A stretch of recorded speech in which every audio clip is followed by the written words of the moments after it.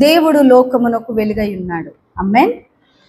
So దేవుడు లోకానికి వెలుగై ఉన్నాడు అంటే వెలుగు అనేది చాలా ప్రాముఖ్యమైనది. మనం వెలుగులోనే ఉండటానికి ఇష్టపడతాం, వెలుగులో ఆహారం తినడానికి ఇష్టపడతాం. భోజనం చేసేటప్పుడు లైట్ ఆఫ్ చేసుకొని చీకట్లో మనము అన్నము తినము.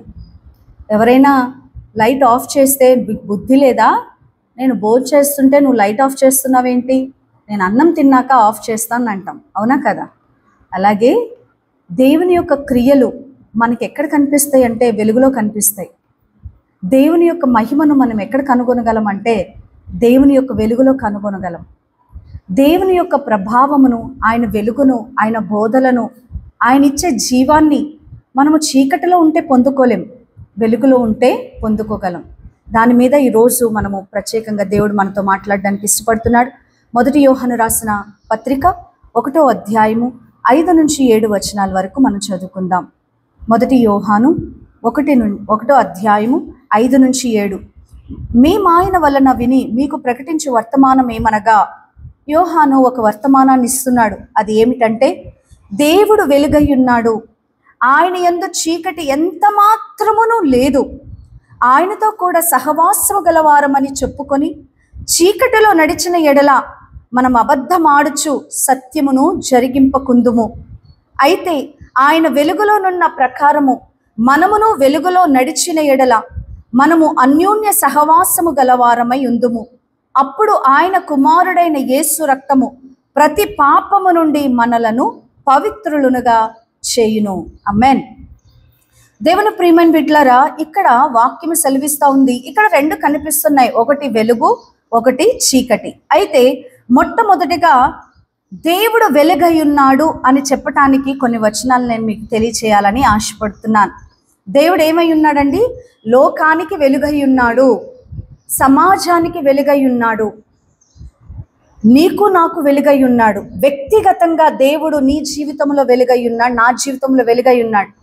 ఆ సృష్టికర్త అయిన దేవుడిని నువ్వు అంగీకరిస్తే నువ్వు వెలుగులో నడుస్తావు, వెలుగులో నువ్వు ఉంటావు. నువ్వు అంగీకరించకపోతే నువ్వు చీకటిలో ఉన్నావని జ్ఞాపకం చేసుకో. 1 యోహాను 1:5 ఇప్పుడు మనం చదివాం. మేము ఆయన వలన వినిన సంగతి ఏంటి అంటే, ప్రకటించిన వర్తమానం ఏమనగా, దేవుడు వెలుగై ఉన్నాడు, ఆయనలో చీకటి ఎంత మాత్రము లేదు. ఆమేన్. ఆయనలో చీకటి లేదు, దేవుడు వెలుగై ఉన్నాడు. అందుకనే దావీదు కీర్తనలు 27:1 ఇలా సెలవిస్తుంది. కీర్తనలు 27:1, యెహోవా నాకు వెలుగును రక్షణ అయ్యున్నాడు, నేను ఎవరికి భయపడదును, యెహోవా నా ప్రాణదుర్గము, ఎవరికి వెరుతును అని వాక్యము సెలవిస్తుంది. దావీదు అంటున్నాడు, యెహోవా నాకు వెలుగును రక్షణ అయ్యున్నాడు. వెలుగులో రక్షణ ఉంటుంది. వెలుగులోనికి మనం ఎప్పుడైతే వస్తామో అంటే దేవునిలోనికి వస్తామో, దేవుడు మనలో ఉంటాడు, మనం ఆయనలో, ఆయన మనలో ఉండాలని దేవుడు పిలుస్తున్నాడు. ఆయన వెలుగులోనికి పిలుస్తున్నాడు. He is calling you from darkness. చీకటిలో ఉన్న నిన్ను దేవుడు తన వెలుగులోనికి పిలుస్తున్నాడు. దావీదు ఇది గ్రహిస్తున్నాడు. యెహోవాయే నాకు వెలుగు. కొన్నిసార్లు ఏం చేయాలో అర్థం కాక చీకటి, అంధకారం మనల్ని అలముకున్నప్పుడు, అలాంటి పరిస్థితుల్లో దేవుడు వెలుగై ఉన్నాడని నువ్వు జ్ఞాపకం చేసుకుంటే అంధకార స్థితి నుంచి దేవుడు నిన్ను బయటికి ఖచ్చితంగా రప్పించగలడు. వెలుగు దేనికి సాదృశ్యంగా ఉందని లేఖనం సెలవిస్తుందంటే, వెలుగు సత్యానికి సాదృశ్యంగా ఉంది. Light represents truth, light represents life. వెలుగు అనేది జీవానికి సాదృశ్యంగా కనిపిస్తుంది. లైట్ రిప్రజెంట్స్ హోలీనెస్, పరిశుద్ధతకు సాదృశ్యంగా ఉంది. అలాగే లైట్ రిప్రజెంట్స్ గాడ్స్ ప్రెజెన్స్, దేవుని యొక్క సన్నిధికి సాదృశ్యంగా కనిపిస్తుంది. ఆమేన్. ఇప్పుడు దేవుని సన్నిధి అనుభవించాలంటే మనం వెలుగులో ఉన్నట్టు. పరిశుద్ధంగా జీవిస్తున్నాము అని అంటే దేవుని యొక్క వెలుగు మన మీద ప్రతిబింబిస్తున్నట్టు. జీవము మనలో ఉంది అంటే దేవుని వెలుగు మనలో ఉన్నట్టు. ప్యూరిటీ, హోలీనెస్, పరిశుద్ధత, లైఫ్, ట్రూత్, సత్యము మనలో ఉంది అని అంటే దేవుని యొక్క వెలుగు మన మీద ఉండినట్టే. దేవుని ప్రియమైన బిడ్డలారా, నువ్వు సత్యములో నడుస్తున్నావు అని అంటే ఈ వాక్యములో నడుస్తున్నావు, వాక్యానుసారంగా నడుస్తున్నావు అంటే నువ్వు వెలుగులో ఉన్నట్టే. కానీ ఒకవేళ వాక్యానుసారంగా నువ్వు నడవకపోతే, ఈ వాక్యమే నీకు వెలుగుగా కాకపోతే నువ్వు అంధకారంలో ఉన్నావు. పాపము చేస్తూ అపరిశుద్ధతతో నువ్వు ఉంటూ దేవునికి ఆయాసమైన క్రియలు చేస్తూ ఉంటే నువ్వెక్కడ ఉన్నట్లు? చీకటిలో ఉండినట్లు. దేవుని ప్రియమైన బిడ్డలారా, దేవుడు వెలుగై ఉన్నాడు. అదే దావీదు అంటున్నాడు, అయ్యో యెహోవా, నీవే నాకు వెలుగు, శత్రువులు నన్ను తరుముచున్నారు, నా ప్రాణమును తీయచూచుచున్నారు, నన్ను పట్టుకుందామని ఉచ్చుల్లోనికి లాగుదామని నా శత్రు సమూహము నా వెనకాల వస్తున్నదయ్యా, నీవే నాకు వెలుగు అని కీర్తన పాడుతున్నాడు. నీవే నాకు వెలుగు, రక్షణకర్త అని పాటలు పాడుతున్నాడు. యెహోవా నాకు వెలుగాయే,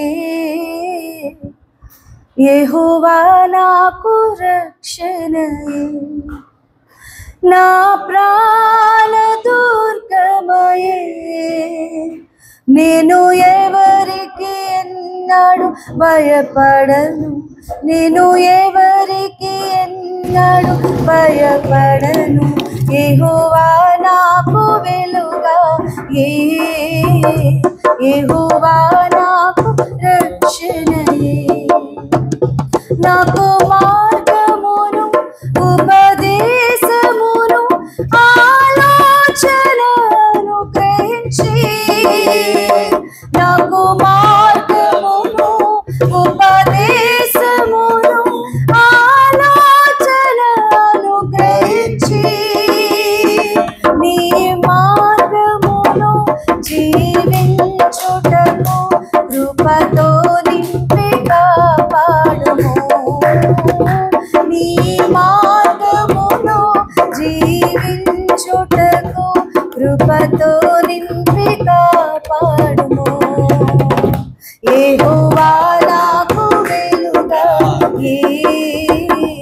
యెహోవా నాకు రక్షణయే, నా ప్రాణ దుర్గమయే, నేను ఎవరికి ఎన్నడు భయపడను, నేను ఎవరికి ఎన్నడు భయపడను.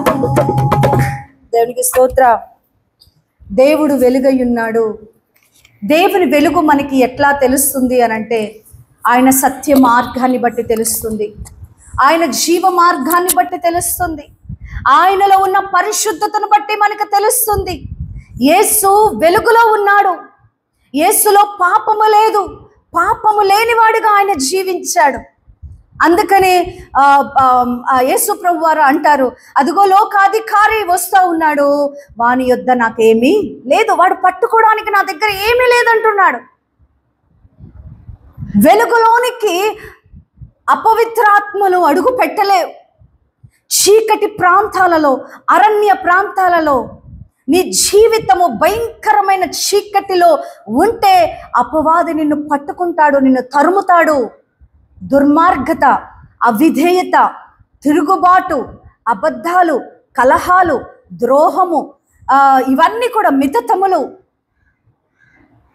ఆత్మ ఫలముకు వ్యతిరేకంగా ఉన్న వాటన్నిటినీ, స్వార్థము, వీటన్నిటినీ హృదయంలో విత్తుతాడు. జాగ్రత్త.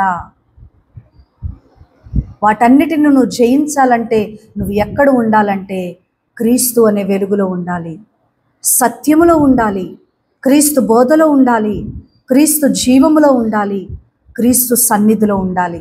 దేవుని యొక్క సన్నిధిలో మనం ఉండటానికి ఇష్టపడాలి. అయ్యా, నీ సన్నిధి నేను ఎక్కడికి వెళ్తే అక్కడ ఉంచయ్యా, నీ సన్నిధిలోనే నేను నడువుటకు కృపను అనుగ్రహించయ్యా, నీకు వేరుగా ఉండి నేనేమి చెయ్యలే. కయ్యో, నువ్వు ఎక్కడికి పరిగెత్తుతున్నావు, ఎక్కడికి పరిగెత్తుతున్నావు? అయ్యో, నేను నా తమ్ముడిని చంపున్నాను, నేను నీ ముఖం చూడలేను, నిన్ను ఎదుర్కోలేను అని చెప్పి దేవుడితో అంటున్నాడు, నేను నా తమ్ముడు ప్రాణానికి నేను ఉత్తరవాదినా? నేనా? దేవుడు భ్రష్ట మనసుకు అప్పగించేశాడు. ఎందాక నిన్ను పిలుస్తాడు, ఆయన పిలుస్తున్నాడు, వెలుగులోని పిలుస్తున్నాడు, సత్యంలోనికి పిలుస్తున్నాడు, జీవములోనికి పిలుస్తున్నాడు, ఆయన సన్నిధిలో ఉండాలని నీతో చెప్తున్నాడు. అది వెలుగు. దేవుని ప్రియమైన బిడ్డ, నువ్వు దేవుని యొక్క వాక్యము ప్రతిదినము చదవటం అది వెలుగులో ఉన్నట్లు.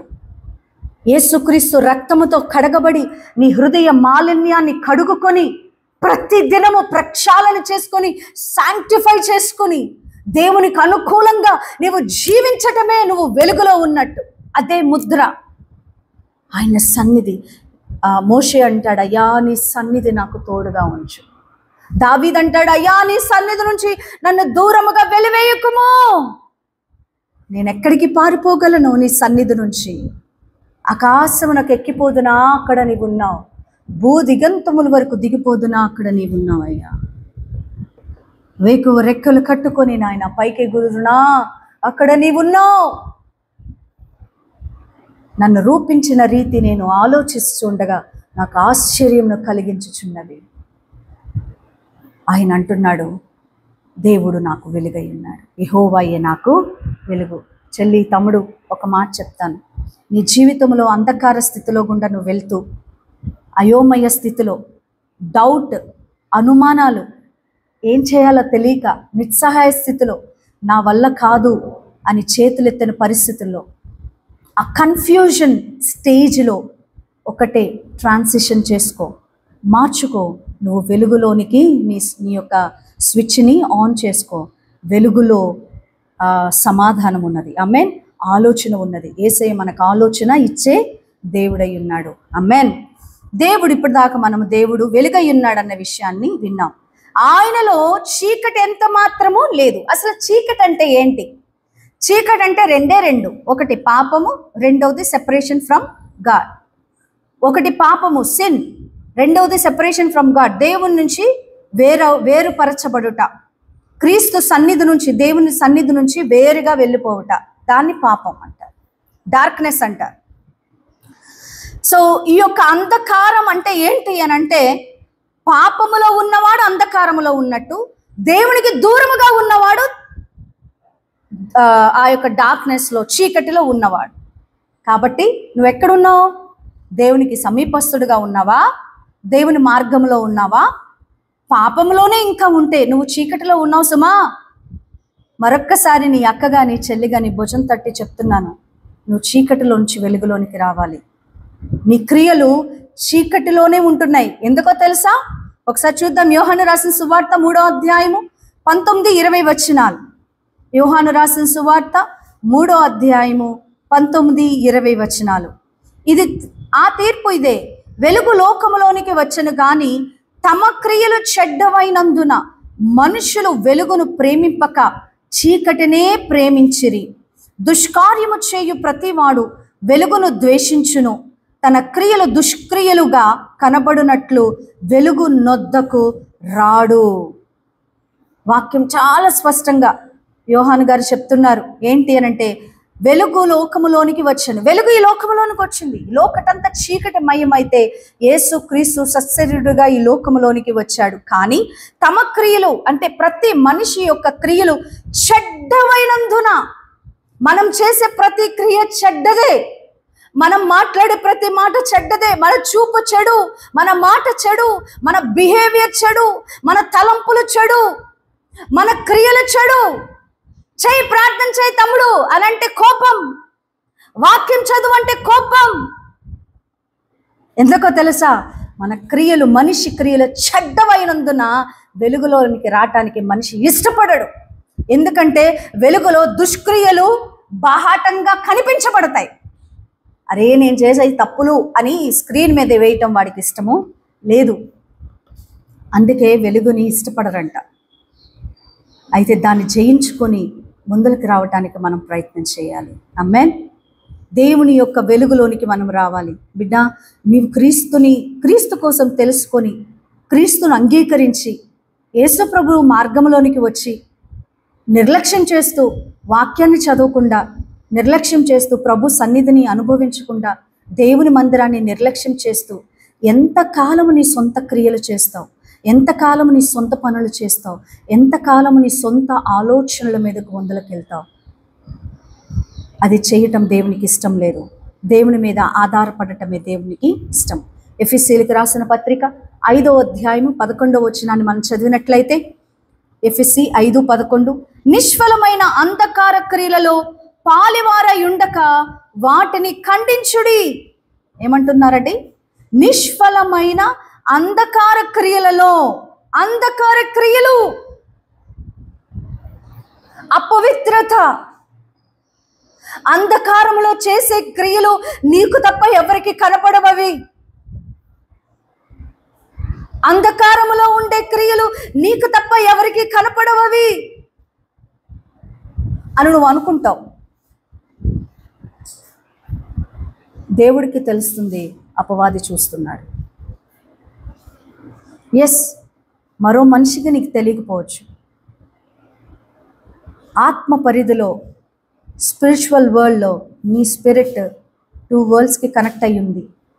ఒకటి పరలోక సంబంధమైన ఆత్మ ప్రసన్నత, పరిశుద్ధాత్మ ప్రసన్నత.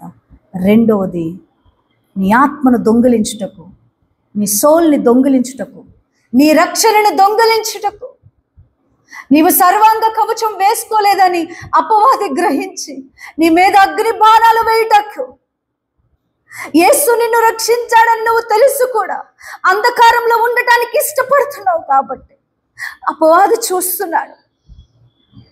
దాన్ని జయించి మనం ముందరికి రావాలి. వాటిని ఏం చేయమంటున్నాడు? ఖండించమంటున్నాడు. దుష్క్రియలు, అంధకార క్రియలలో పాలివారై ఉండక, అయ్యో వాడు తాగుతున్నాడు, వాడితో తాగపోతే కల్చర్ కాదనుకుంటారు అని తాగుతున్నావా నువ్వు? వాడు సిగరెట్లు కాలుస్తున్నాడు, వీడేమి లేదు, వీడు తెలియనోడు, వీడికేం తెలియదు, వీడు ఇంకా చిన్నోడు అని వాళ్ళు అనుకుంటారని నేను పెద్దోడిని అని చెప్పుకోవడానికి కాలుస్తున్నావేమో సిగరెట్లు. వాళ్ళు సినిమాకి వెళ్తున్నారు గుంపుగా, ఏముందులే ఒకసారి వెళ్ళి చూస్తే ఏం పోయొచ్చింది అని వెళ్తున్నావేమో. దేవుని సన్నిధికి వ్యతిరేకంగా నువ్వు చేసేది ప్రతిదీ దుష్కార్యము. అంధకారములో నువ్వు చేసే క్రియలను దేవుడు అంటున్నాడు, వాటిని ఖండించండి, అవి నిష్ఫలమైనవి, దాంట్లోంచి ఫలము రాదు నీకు.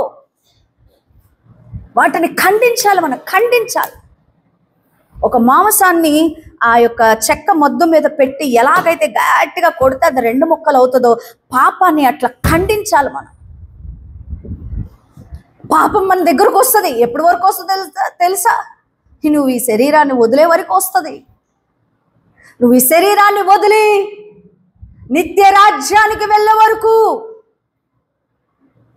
నువ్వు మట్టిలో కప్పి పెట్టబడే వరకు, అక్కడి వరకే. ఆ తర్వాత నీ మీద జయం లేదు. అందుకని నువ్వు శరీరంలో ఉండగానే అపవాది నిష్ఫలమైన క్రియలు నీ దగ్గర పెట్టడానికి వాడు చూస్తూ ఉంటాడు. వాడిని ఏం చేయాలంటే ఖండించాలి. నో నో నో అని చెప్పాలి. నో అని చెప్పడం నీకు చాలా గట్స్ కావాలండి. దానికి ఎంత గట్స్ కావాలంటే నో అని చెప్పడానికి అంత బలమైన ప్రేమ, దేవుని పట్ల ప్రేమ ఉంటే కానీ నువ్వు నో అని చెప్పలేవు. అంధకారమైన క్రియలకు నువ్వు నిజముగా దేవుణ్ణి ప్రేమిస్తే నువ్వు నో అని చెప్పగలవు, నువ్వు ఖండించగలవు. పాపానికి నో, అబద్ధానికి నో, దొంగతనానికి నో, వ్యభిచారానికి నో, జారత్వానికి నో, వ్యసనాలకి నో, ప్రార్థనహీనతకి నో నో నో. నేను మోకాలు లేస్తాను అంతే. ఇప్పుడేం చదువుతా, ఇప్పుడు సమయం లేదు. నో, నేను చదువుతా. దేవుని మార్గంలో మనము నడవాలి. ఎప్పుడు వరకంటే ఈ శరీరము భూమిలో కప్పు పెట్టబడే వరకు ఈ పోరాటం మనతో ఉంటుంది. దాన్ని ప్రతిరోజు మనం ఖండించుకుంటూ దేవునిలో మనము ఉండాలి. ప్రేమించేదా యేసు రాజా, నిన్నే ప్రేమించేదా, ప్రేమించేదా యేసు రాజా, నిన్నే ప్రేమించేదా, ప్రేమించేదా, నిన్ను ప్రేమించేదా, ప్రేమించేదా, నిన్ను ప్రేమించేదా, నా ప్రాణమున్నంత వరకు, నీ మట్టిలో చేరే వరకు, నా ప్రాణమున్నంత వరకు, నీ మహిమలో చేరే వరకు ప్రేమించేదా యేసు రాజా, నిన్నే ప్రేమించేదా. హృదయంలోంచి పాడదాం. యేసు రాజా నిన్నే ప్రేమించేదా, ప్రేమించేదా, నిన్ను ప్రేమించేదా, ప్రేమించేదా, నిన్ను ప్రేమించేదా, నా ప్రాణమున్నంత వరకు నీ మట్టిలో చేరే వరకు, నా ప్రాణమున్నంత వరకు నీ మహిమలో చేరే వరకు. ఒకరంటే మనకి ప్రాణంగా ఇష్టం అంటే వారికి ఇష్టమైంది మనం చేయటానికి మనం ఎంత లోతుకైనా దిగిపోతాం కదా. లోకంలో కూడా ప్రేమ అనేది ఉంది. ఆ ప్రేమ ఇప్పుడు ప్రజెంట్ ఉన్న లోకంలో ఉన్న ప్రేమ నీ కోసము చచ్చిపోతా అంటుంది, చేతులు కోసుకుంటా అంటుంది, రక్తం కారుస్తా అంటుంది, వీలైతే నిన్ను చంపేస్తా అంటది, ప్రాణానికి ప్రాణంగా ప్రేమిస్తా అంటుంది. కానీ అది శాశ్వతం ఉండే ప్రేమ కానే కాదు, నిన్ను విమోచించే ప్రేమ కానే కాదు. యేసయ్య ప్రేమ, అగాపే ప్రేమ, శాశ్వత కాలం ఉండే ప్రేమ. ఈ ప్రేమ కోసం ఈ లోకములో ఉండే నిష్ఫలమైనవి మనం వదిలేయాలి. ఆమేన్. వాటిని ఏం చేయాలంట? మనము ఖండించాలి. నిష్ఫలమైన అంధకార క్రియలలో పాలివారై ఉండక వాటిని ఏం చేయాలంట? మనము ఖండించాలి, నో అని చెప్పాలి. ఇప్పుడు మీకు అర్థమైందా? వెలుగంటే ఏంటి? వెలుగు అనంటే సత్యము, జీవము, పరిశుద్ధత, దేవుని సన్నిధి. పాపం అంటే అంధకారం అంటే ఏంటి? పాపము, దేవునికి సెపరేషన్ ఫ్రమ్ గాడ్, దేవునికి దూరంగా ఉండట. ఇది వెలుగు, ఇది చీకటి. ఈ రెండు వ్యత్యాసాలు చెప్పారు. రెండవదిగా the light of the world, లోకానికి యేసుక్రీస్తు వెలుగుగా వచ్చి ఈ అంధకారాన్ని జయించాడు. ఆమేన్. ఈ అంధకారాన్ని జయించడం అంటే పాపాన్ని జయించాడు, సెపరేషన్ ఫ్రమ్ గాడ్, దేవునికి దూరమైన స్థితిని జయించి మనల్ని సమీపస్తులుగా చేశాడు. ఈ జయాన్ని ఇవ్వటానికి యేసు ప్రభువారు భూమి మీదకి వచ్చాడు. ఈ జయము ఎవరు ఇవ్వలేరు, ఏ మనిషి ఇవ్వలేడు, ఏ సాధువు ఇవ్వలేడు, ఏ స్వామీజీ ఇవ్వలేడు. ఓన్లీ సృష్టికర్త అయిన యేసే సత్యరుడుగా భూమి మీదకి వచ్చి ఇవ్వగలరు, ఆయన మాత్రమే ఇవ్వగలరు. ఆమేన్. చూద్దాం. యోహాను రాసిన సువార్త 8వ అధ్యాయము 12వ వచనం. 8:12. మరలా యేసు, నేను లోకమునకు వెలుగును, నన్ను వెంబడించువాడు చీకటిలో నడవక జీవపు వెలుగు కలిగి ఉండునని వారితో చెప్పెను. దేవునికి స్తోత్రం. వాక్యం సెలవిస్తుంది. అసలు ఈ యొక్క వెలుగుని దేవుడు ఎట్లా జయించాడు అని అంటే, యేసుక్రీస్తు తన రక్తం ఇచ్చి, తన జీవితం ఇచ్చి జయించాడు. ఆమేన్. దేవుడు లోకములోనికి వెలుగుగా వచ్చాడు ఈ అంధకారాన్ని పడవేయడానికి. ఈ అంధకారం అంటే పాపము, దేవునికి దూరంగా ఉండే స్థితి తొలగించటానికి ఈ లోకంలోనికి వచ్చాడు. అయితే ఎలా వచ్చాడు? మొట్టమొదటగా వచ్చి ఆయన మనల్ని వెలుగులో నడిపించడానికి ఆయన చేసిన పని ఏంటి అంటే, తన జీవితాన్ని ఇచ్చేశాడు. అంతే, దారపోసి ఇచ్చేశాడు. యేసయ్య హి గేవ్ హిజ్ లైఫ్. ఆ తర్వాత ఆయన ప్రబోధలు, దేవుని యొక్క వాక్యాలు, క్రొత్త నిబంధనలో ఉన్నటువంటి ఈ వాక్యాలన్నీ మన మనోనేత్రాలను వెలిగించాలి. వాక్యము చదువుతా ఉండగానే దేవుని వెలుగులోనికి మనము వచ్చేస్తాం. ఆమేన్. దేవుని వెలుగులోనికి వచ్చేస్తాం. దేవుని యొక్క ప్రబోధలు మనల్ని, అంధకారాన్ని జయించే శక్తిని యేసుప్రభు వారు ఎలా పొందుకున్నారో అట్లాగా ఆయన యందు విశ్వాసం ఉంచితే మనము కూడా పొందుకుంటాం. అందుకని ఆ యొక్క అంధకారము పైన దేవుడు ఎట్లా జయమిచ్చాడంటే, కొలస్సీలకు రాసిన పత్రిక 1వ అధ్యాయము 13వ వచనం. కొలస్సీ 1:13. ఆయన మనలను అంధకార సంబంధమైన అధికారములో నుంచి, ఆమేన్, ఏమంటున్నాడు ఇక్కడ? ఆయన మనలను అంధకార సంబంధమైన అధికారంలో నుండి విడుదల చేసి తాను ప్రేమించిన తన కుమారుని యొక్క రాజ్య నివాసులుగా చేశాను. దేవునికి స్తోత్రం. యేసు ప్రభు వారు తన జీవితాన్ని ఇచ్చి అంధకార అధికారము నుంచి, అంధకార సంబంధమైన అధికారములో నుండి మనల్ని విడుదల చేసేసాడట.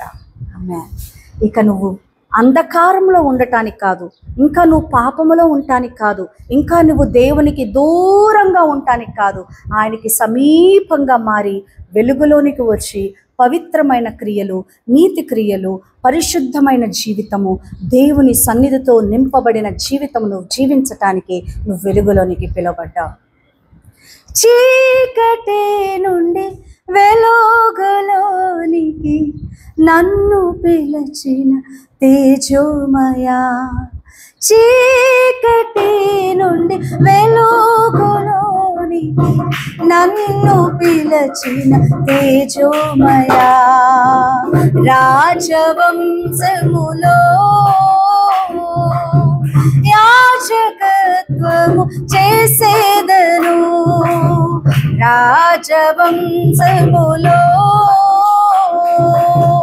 యాజకత్వము చేసేదను. కృపామయుడా నీలోనా, కృపామయుడా నీలోనా నివసింపజేసి నందునా, ఇదిగో నా స్తుతుల సింహాసనం నీలో నివసింపజేసి నందునా, ఇదిగో నా స్తుతుల సింహాసనం. కృపామయుడా. హల్లెలూయా. చీకటిలో నుంచి మనల్ని వెలుగులోనికి పిలిచిన వాడు ఆయన రాజ్య సంబంధులుగా చేసుకోవడానికి ఆయన మనల్ని చీకటిలో నుంచి పిలిచాడు. ఆమేన్. అంధకార సంబంధమైన అధికారం, ప్రతి బంధకము నుంచి దేవుడు విడిపించాడు. అపవాది మనకి గ్రుడ్డితనాన్ని కలుగచేస్తుంది, అయితే మన మనోనేత్రాలకి గ్రుడ్డితనం కలుగచేస్తుంది. కాబట్టి వాడిని జయించే శక్తి యేసు ద్వారా మనం పొందుకుంటాం. కాబట్టి మనము వెలుగులో ఉండాలి. అంధకారాన్ని ఏం చేయాలి? జయించాలి. అంధకారానికి నో చెప్పాలి, వెలుగుకి ఎస్ చెప్పాలి. అపవిత్రతకు నో చెప్పాలి, పరిశుద్ధతకు ఎస్ చెప్పాలి. వెలుగు డార్క్నెస్కి, అంధకారానికి నో చెప్పాలి, వెలుగుకి ఎస్ చెప్పాలి. అబద్ధానికి నో చెప్పాలి, సత్యానికి ఎస్ అని చెప్పాలి. దొంగతనము చేయుటకు నో చెప్పాలి, నీతిగా ఉండుటకు ఎస్ చెప్పాలి. వెలుగు సంబంధులుగా జీవించాలి. ప్రేమ, సంతోషము, సమాధానము, దీర్ఘశాంతము, దయాలత్వము, మంచితనము, సాత్వికము, ఆశానిగ్రహం కలిగి మనం ఉండాలి. క్షమించుకోవాలి. మనం క్షమించబడాలంటే ఇతరులను ఏం చేయాలి? మనం క్షమించుకోవాలి. అబ్బే నన్ను క్షమించుకోవండి అని అంటే నువ్వు అంధకారంలో ఉంటావు. జాగ్రత్త. అది నువ్వు క్షమించుకోకుండా గుండె నిండా పెట్టుకొని కొన్ని సంవత్సరాల తర్వాత పగలాగా ఫామ్ అయ్యి ఆ పగ తీర్చుకోవడానికి ప్రయత్నం చేస్తే అది నిన్ను పాడు చేస్తుంది. పొద్దున నా వాక్యాన్ని చదువుతున్నాను, సామెతల్లో చదువుతుంటే, సామెతలు 17వ అధ్యాయంలో చదువుతుంటే, సామెతలో 17వ అధ్యాయంలో ఒక వచనం దగ్గర ఆగిపోయా. మంచి చేసిన వాళ్ళకి కీడు చేస్తేనంట ప్రతిదండన చేసే దూత మన వెనకాలే ఉండి మనల్ని సంహరిస్తుందట. ఎవరైనా మంచి చేస్తే వాళ్ళకి కీడు చేస్తే సంహరించే దూత వెనకాలే ఉంటుందంట. చాలా జాగ్రత్తగా ఉండాలి. కీడుకు ప్రతి కీడు, లేకపోతే మేలు పొంది మళ్ళీ కీడు చేయకూడదు. అది దేవునికి ఇష్టము లేనే లేదు. దేవుని ప్రియమైన బిడ్డలారా, దేవుని యొక్క వెలుగంటే ఏంటి, చీకటి అంటే ఏంటో చెప్పాను. మనం వెలుగులో నడవాలి అని అంటే క్రీస్తు తన జీవితాన్ని ఇచ్చాడని చెప్పాను. దీని మీద అధికారం మనకి ఇచ్చాడు. అంధకార సంబంధమైన వాటి మీద మనకేం చేశాడు? అధికారాన్ని ఇచ్చాడు. ఇప్పుడు విశ్వాసగా నువ్వేం చేయాలంటే ఆయన వెలుగులో మనం నడవాలి. ఆయన వెలుగులో నడవాలి అని అంటే మనలో 2 విషయాలు జరగాలి. ఒకటి ఒప్పుకోలు, రెండవది పరిశుద్ధత. ఒకటి ఒప్పుకోలు, రెండవది పరిశుద్ధత. Confession and purity are very important to live in light, to walk in light, to experience the light. దేవుని యొక్క వెలుగును, దేవుడు ప్రకాశమానమైన ఈ వెలుగును మనలో అది ప్రకాశించాలంటే రెండు మనకి కావాలి విశ్వాసులుగా, క్రీస్తు సంఘ విశ్వాసులుగా. ఒకటి కన్ఫెషన్, రెండు ప్యూరిటీ. కన్ఫెషన్ ఏంటంటే, అయ్యో నేను పాపిని, నేను దూరస్తుడను, నేను ఫలానాది చేశాను ప్రభువా నన్ను క్షమించు అని మనం అడగాలి. ఆయనతో సహవాసము చేయువారముగా ఉండాలి. 1 యోహాను 1:6 మనం చదువుకున్న టెక్స్ట్. ఆయనతో కూడా సహవాసము గలవారమని చెప్పుకొని చీకటిలో నడిచిన ఎడల మనం అబద్ధమాడుచు సత్యమును జరిగింపకుందుము. అయితే ఆయన వెలుగులోనున్న ప్రకారము మనమును వెలుగులో నుంచిన ఎడల, మనము ఉండిన ఎడల మనం అన్యోన్య సహవాసము గలవారమై ఉందుము. అప్పుడు ఆయన కుమారుడైన యేసు రక్తము మన ప్రతి పాపము నుండి మనల్ని పవిత్రులుగా చేయును. దేవునికి స్తోత్రం. ఇప్పుడు ఏం చేయాలంట, మనము పాపముల నుంచి మనకి విడుదల కావాలని దేవుణ్ణి అడగాలంట. అయ్యా నిజమేనయ్యా, నాకు గ్రహించుకోకుండానే, కొన్నిసార్లు మనకు తెలియకుండానే మనం చేసేస్తూ ఉంటాం పొరపాట్లు. ప్రభువా క్షమించు ప్రభువా. when you confess your sins, God will accept you into light. దేవుని యొక్క వెలుగులోనికి నిన్ను ఆహ్వానిస్తాడు. అయ్యా సుంకరి ప్రార్థన చేస్తున్నాడు, అయ్యో నేను నీ ఎదుట పాపం చేసినయ్యా, ఆకాశపు తట్టు కన్నులెత్తుటకైనను నేను యోగ్యుడను కానే, నన్ను క్షమించు ప్రభువా. దేవుడు సుంకరి ప్రార్థన ఆలకిస్తున్నాడు. విధేయత, వినయము, పరిచర్య చేసే గుణము ఉండాలి. అంతేగాని తిరుగుబాటు, ప్రశ్నించటం, తర్వాత దేవునికి ఆయాసకరమైనవి చేయటం, చీకటిలో ఉండి నేను వెలుగులో ఉన్నానని నటించటం, వేషధారణ చేయటం దేవునికి ఇష్టం లేదు. ఆయన మనల్ని పరిశోధించి తెలుసుకుంటున్నాడు. వెండి ఒక పాత్రలో వేసి పుటం వేయబడుతుంది, బంగారము కొలిమిలో వేయబడి పుటం వేయబడుతుంది. యెహోవా మానవుని హృదయాన్ని పరిశోధించేవాడు. సామెతలు 17వ అధ్యాయంలో వాక్యం ఉంది. యెహోవా హృదయాలను ఎరిగిన దేవుడై ఉన్నాడు. కీర్తనలు 139లో మొదటి వచనంలో యెహోవా నీవు నన్ను పరిశోధించి తెలుసుకొని ఉన్నావు అంటున్నాడు. కాబట్టి నీవు ఆయన ముందల నీ బాడీ స్కాన్ చేస్తే ప్రతి పార్ట్ ఎలా కనిపిస్తుందో స్కానింగ్లో, అలాగా నీ ప్రతి పార్ట్ కూడా దేవునికి తెలుసు. నీ హృదయం దేవునికి తెలుసు, నీ ఆత్మ దేవునికి తెలుసు, నీ తలంపులు దేవునికి తెలుసు. దేవుని సన్నిధి నుంచి నువ్వు ఎక్కడికి పారిపోలేవు. ఆయన బైపాస్ చేశాడంటే అక్కడ నిలబడాల్సిందే. కాబట్టి నన్ను క్షమించు ప్రభువా, నేను చేసిన పాపములు నేను ఎరుగుదును. తండ్రి నీకును నా పరలోకపు తండ్రికి నేను వ్యతిరేకంగా చేశాను. మీ ఇంటిలో పనివారిలో ఒక పనివాడిగా నన్ను చేర్చుకో ప్రభువా తండ్రి అని అంటే, ఆ తండ్రి మెడ మీద పడి ముద్దు పెట్టుకొని చేతికి ఉంగరం తగిలించి కాళ్ళకు జోడులు తగిలించి, నువ్వు నాకు పనివాడువు కాదయ్యా, నా కుమారుడివి అన్నట్లుగా యేసు ప్రభు వారు మనల్ని తన కుమారులుగా చేర్చుకుంటాడు. ఆమేన్. ఒక వచనం చదివి వినిపిస్తాను. మత్తయి సువార్త 5:14-16. మీరు లోకమునకు వెలుగై ఉన్నారు, కొండ మీద నుండి పట్టణము మరుగై ఉండనేరదు. మనుషులు దీపం వెలిగించి కొంచెం కింద పెట్టరు కానీ అది ఇంట నుండి వారందరికి వెలిగించుటకై దీపస్తంభం మీదనే పెట్టుదురు. మనుషులు మీ సత్క్రియలు చూచి పరలోకమందున్న మీ తండ్రిని మహిమపరచునట్లు వారి ఎదుట మీ వెలుగు ప్రకాశింపనీయుడి. ఆమేన్. ఏమంటున్నాడు ఇక్కడ? ఆయన మాత్రమే వెలుగు కాదు, ఇప్పుడు నువ్వు వెలుగై ఉన్నావు. నీ సత్క్రియలు లోకములో ప్రకాశింపనీయుడి. మన క్రియలు మనం వెలుగులో ఉన్నామని చెప్పాలంట. అలా ఉంటున్నాము మరి మనం? మన యొక్క దీపాన్ని కొంచెం మంచం కింద పెడుతున్నామా, లేకపోతే దీపస్తంభం మీద పెడుతున్నామా? భయము, సిగ్గు, నాకు రాదు, ఈ మాటలన్నిటిని వెలివేయాలి. అసలు ఏం చేయాలి? భయము, సిగ్గు, బిడియము, నాకు రాదు. ఎవరికి రాదు, నేర్చుకుంటేనే వస్తుంది. అందరూ ధైర్యవంతులు కాదు. భయాన్ని తొలగించే విషయంలో ఎక్సర్సైజ్ చేయాలి. ధైర్యం చేసి ముందుకెళ్ళాలి, దేవుడు నడిపించుకుంటాడు. ఆమేన్. దేవునికి సాక్షిగా నువ్వు నిలబడాలంటే ఇలాంటి పదాలు నీకు పనిచేయవు.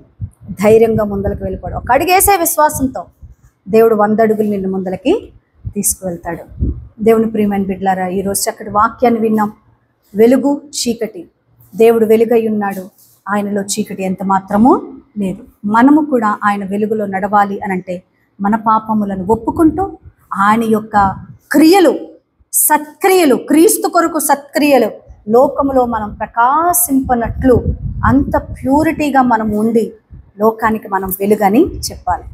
ఆమె దేవునికి సాక్షి అండి, భలే సాక్ష్యం అండి ఆవిడది, ఆయనది భలే సాక్ష్యం అండి. అట్లా మన క్రియలు ఏం చేయాలంటే బయటికి కనిపించాలి, దేవుని యొక్క మార్గంలో నడిపించాలి. కాబట్టి ప్రభువా, నీ మార్గంలో నేను నడుస్తానయ్యా, నీ యొక్క కృప నా మీద ఉంచండి. నీ వెలుగులో నడవటానికి ఇష్టపడుతున్నాను, ఈ అంధకారం నాకు వద్దయ్యా, దాన్ని ఖండించే కృపను నాకు దయచే ప్రభువా అని ప్రార్థన చేసుకుందాం.